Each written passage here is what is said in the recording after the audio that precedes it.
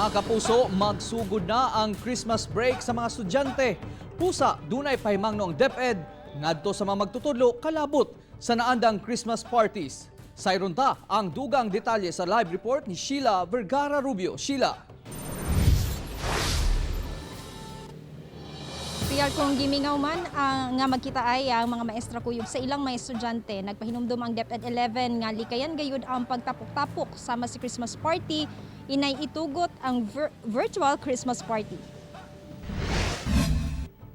Ugma December 12 ang gitaganang adlaw sa Department of Education nga opisyal nga pagsugod sa Christmas break sa mga estudyante. Busa, gilaraw nga karong adlaw natapos na ang tanan sa paghatag og school activity ingon man pag-answer sa mga module. Well, ang modules nato sa pagkakaroon, natapos naman tong first grading period, no? Ang kasagaran na lang karon gipang distribute are the summative test and the performance tests. We will be distributing the modules pagbalik sa mga bata. January 4, 2021 usab gitakda ang pagbalik sa klase.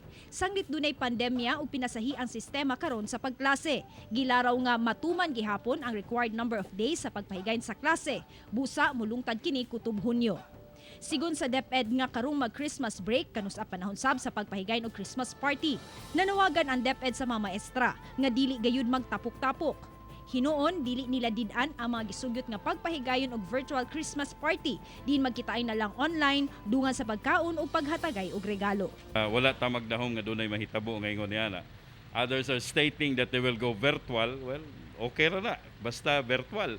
Pero unsaon na pagpahiluna, well, that will be dependent sa mga involved. Riyan kining virtual nga Christmas party no dili lamang sa mga eskwelahan pwedeng himuon karon kun dili bisan sa managparyente pwede usab maghimo aning virtual Christmas party aron makalikay sa pagtigom-tigom karong delikado ang panahon sa COVID-19. Real. Okay, daghang salamat Sheila Vergara Rubio.